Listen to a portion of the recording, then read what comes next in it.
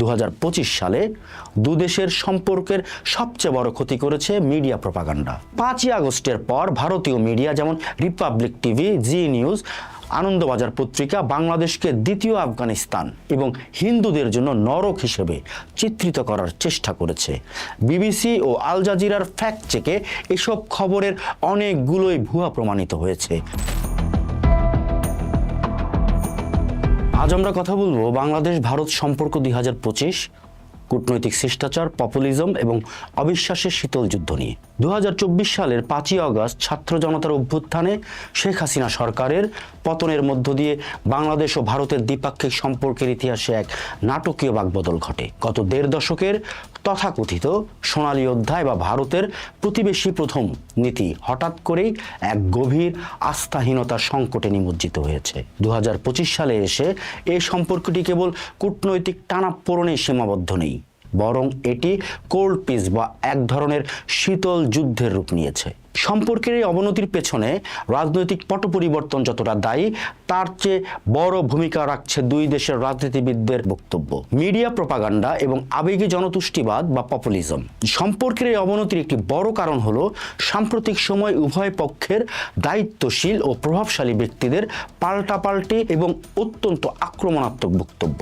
বাংলাদেশের সোশ্যাল মিডিয়ায় জনপ্রিয় মুখ, রাজনৈতিক ব্যক্তিত্ব হাসনাত আবদুল্লাহ এবং ডাকসুর প্রতিনিধি মোসাদ্দেক আলী ইবনে মোহাম্মদের মতো ব্যক্তিদের বক্তব্য পরিস্থিতিকে উত্তপ্ত করছে। হাসনাত আবদুল্লাহ ভারতীয় হাই কমিশনারকে উদ্দেশ্য করে বলেন, খুনি হাসিনাকে আশ্রয় দেওয়ার জন্য শুধু ধমক নয়, ভারতীয় হাই কমিশনারকে দিয়ে বের করে দেওয়া উচিত ছিল। অন্যদিকে ভারতের 7 সিস্টার্স খ্যাত উত্তর পূর্বাঞ্চলীয় রাজ্যগুলো নিয়ে মোসাদ্দেক আলীর পরের বার আমরা আসব, সবার হাতে থাকবে খোন্তা কুড়াল এবং ইটও আস্ত রাখা হবে না, এমন বক্তব্য ভারতের নীতি নির্ধারকদের কানে বিপদ সংকেত হিসেবে পৌঁছেছে। এর প্রতিক্রিয়ায় আসামের মুখ্যমন্ত্রী হিমন্ত বিশ্ব শর্মা অত্যন্ত কড়া ভাষায় জবাব দিয়েছেন। তিনি স্পষ্ট করেছেন যে বাংলাদেশের নেতারা যদি ভারতের অখণ্ডতাকে চ্যালেঞ্জ করে কোনো হুমকি দেওয়া অব্যাহত রাখেন, তবে নয়াদিল্লি চুপ করে থাকবে না। আন্তর্জাতিক নিরাপত্তা বিশ্লেষকদের মতে বাংলাদেশের দিক থেকে ভারতের 7 সিস্টার্স নিয়ে এ ধরনের মন্তব্য অত্যন্ত আত্মঘাতী। কারণ ভারত একটি পারমাণবিক শক্তিধর রাষ্ট্র এবং সামরিক সক্ষমতা ব্যাপক। এই ধরনের আবেগপ্রসূ বক্তব্য ভারতের সিকিউরিটি হকদের, যারা কঠোর নিরাপত্তা নীতিতে বিশ্বাসী, তাদের হাতে বাংলাদেশকে মৌলবাদী বা আক্রমণাত্মক রাষ্ট্র হিসেবে প্রমাণের অস্ত্র তুলে দেয়, যা আন্তর্জাতিক অঙ্গনে বাংলাদেশের জন্য ক্ষতিকর। বিগত 16 বছরে বাংলাদেশের পররাষ্ট্রনীতিতে ভারতের প্রতি যে নতজানু বা দাসসুলভ আচরণের অভিযোগ ছিল, 5ই আগস্টের পর সেখান থেকে বের হয়ে আসার একটি জাতীয় আকাঙ্ক্ষা তৈরি হয়। ডক্টর মোহাম্মদ ইউনূসের নেতৃত্বে অন্তর্বর্তীকালীন সরকার ভারতের সঙ্গে বিশেষ সম্পর্কের পরিবর্তে সবার সঙ্গে বন্ধুত্ব নীতি গ্রহণ করে এবং পাকিস্তান ও চীনের সঙ্গে সম্পর্ক ঝালাই করতে শুরু করে। এটি ভারতের জন্য কৌশলগত অস্বস্তির কারণ হয়ে দাঁড়ায়। তবে সার্বভৌমত্বের জানান দিতে গিয়ে কূটনীতিতে মব জাস্টিস বা রাস্তার ক্ষোভকে প্রশ্রয় দেওয়া হচ্ছে কিনা, এই নিয়ে প্রশ্ন উঠেছে। আগরতলায় বাংলাদেশের সহকারী হাই কমিশনে হামলা, ঢাকায় ভারতীয় হাই কমিশনের সামনে বিক্ষোভ ও কুশপুত্তলিকা দাহ ভিয়েনা কনভেনশন অনুযায়ী কূটনৈতিক শিষ্টাচার বহির্ভূত।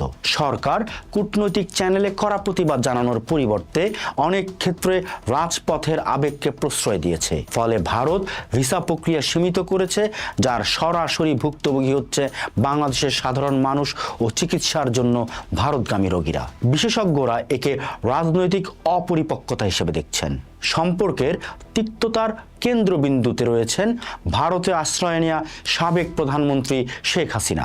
বাংলাদেশ সরকার তাকে ফেরত পাঠানোর কথা বললেও ভারত একে রাজনৈতিক আশ্রয় হিসেবে দেখছে। শেখ হাসিনার ভারতে অবস্থান এবং সেখান থেকে দেয়া বিভিন্ন বক্তব্য ঢাকার অন্তর্বর্তী সরকারকে ক্ষুব্ধ করেছে। পররাষ্ট্র উপদেষ্টা তৌহিদ হোসেন স্পষ্টভাবে বলেছেন, ভারতে বসে শেখ হাসিনার উস্কানিমূলক বক্তব্য দুই দেশের সম্পর্কের জন্য সহায়ক নয়।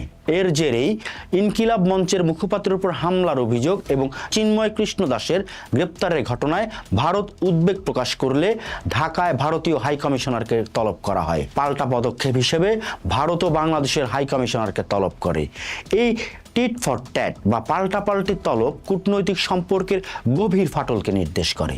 ভারত মনে করছে বাংলাদেশের হিন্দুদের উপর নির্যাতন হচ্ছে, অন্যদিকে বাংলাদেশ মনে করছে ভারত অহেতুক অভ্যন্তরীণ বিষয়ে নাক গলাচ্ছে এবং অপপ্রচার চালাচ্ছে।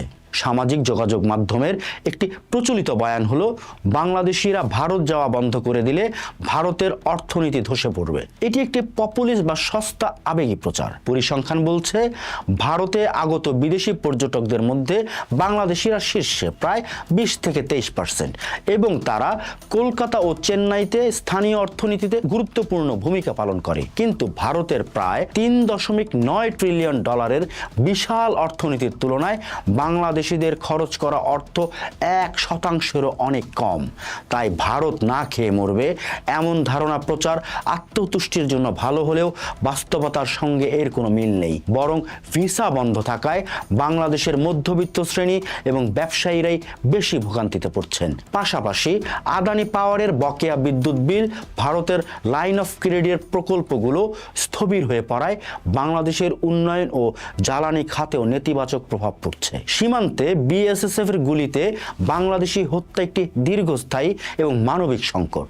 5ই আগস্টের পর বাংলাদেশের পররাষ্ট্র মন্ত্রণালয় এই বিষয়ে আগের চেয়ে অনেক কড়া ভাষায় বিবৃতি দিচ্ছে। তবে বিশ্লেষকরা বলছেন কেবল কড়া বিবৃতি বা মিডিয়া ট্রায়াল দিয়ে সীমান্তে হত্যা বন্ধ করা সম্ভব নয়। এর জন্য প্রয়োজন উচ্চ পর্যায়ের দ্বিপাক্ষিক আলোচনা ও আস্থার পরিবেশ, যা বর্তমানে অনুপস্থিত। পররাষ্ট্র মন্ত্রণালয়ের বর্তমান অবস্থানকে অনেকে জনগণকে খুশি করার কৌশল হিসেবে দেখছেন, যার বাস্তবিক ফলাফল শূন্য। অন্যদিকে তিস্তা চুক্তি ঝুলে থাকায় বাংলাদেশ এখন চীনের সহযোগিতায় তিস্তা মহাপরিকল্পনা বাস্তবায়নের দিকে ঝুঁকছে। এটি ভারতের জন্য বড় দুশ্চিন্তার কারণ।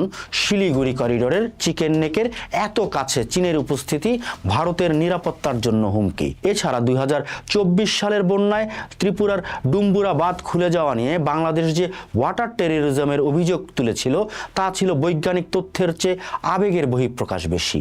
যদিও ভারতের সময় মতো তথ্য না দেওয়া ছিল বড় ধরনের অপরাধ।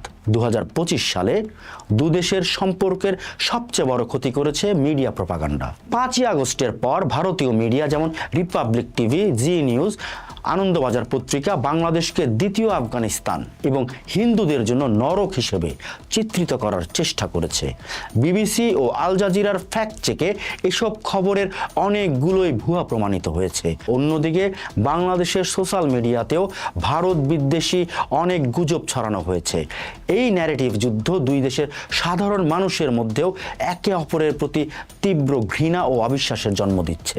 বর্তমান পরিস্থিতিতে বাংলাদেশ ও ভারত উভয় দেশই একটি জটিল সন্ধিক্ষণে দাঁড়িয়ে আছে। ভারতকে বুঝতে হবে 5 আগস্টের পরিবর্তন বাংলাদেশের জনগণের দীর্ঘদিনের পুঞ্জীভূত ক্ষোভের বহিঃপ্রকাশ এবং হাসিনাকে কেন্দ্র করে তাদের যে পুরনো নীতি তা আর কার্যকর নয়। বাংলাদেশে নতুন বাস্তবতাকে মেনে নিয়ে তাদের জনগণের আকাঙ্ক্ষাকে সম্মান জানাতে হবে। অন্যদিকে বাংলাদেশকে আত্মোপলব্ধি করতে হবে যে ভারতের মতো বিশাল প্রতিবেশী এবং উদীয়মান পরাশক্তির সঙ্গে সম্পর্ক পরিচালনায় কেবল ফেসবুক স্ট্যাটাস বা আবেগী আস্ফালন যথেষ্ট নয়। 7 সিস্টার্স দখল বা ভারতকে ভাতে মারার মতো অবান্তর এবং উস্কানিমূলক বক্তব্য কেবল ভারতের কট্টরপন্থীদেরই সুবিধা করে দেয় এবং আন্তর্জাতিক মহলে বাংলাদেশকে দায়িত্ব জ্ঞানহীন রাষ্ট্র হিসেবে উপস্থাপন করে। 2025 সালের চ্যালেঞ্জ হলো আবেগ পরিহার করে বাস্তববাদী কূটনীতিতে ফিরে আসা। কূটনৈতিক প্রোটোকল মেনে আলোচনার টেবিলে তিস্তা সীমান্ত হত্যা এবং বাণিজ্যের মতো অমীমাংসিত ইস্যুগুলোর সমাধান খোঁজা। একটি স্থিতিশীল এবং পারস্পরিক শ্রদ্ধাশীল সম্পর্ক দুই দেশের জাতীয় স্বার্থ, নিরাপত্তা এবং অর্থনৈতিক অগ্রগতির জন্য অপরিহার্য। নতুবা এই দীর্ঘমেয়াদী শীতল যুদ্ধ দক্ষিণ এশিয়ার ভূ রাজনীতিতে উভয় দেশকেই ক্ষতিগ্রস্ত করবে। পোস্ট দেখুন, ভাবুন, করুন। থাকুন পোস্টের সাথেই।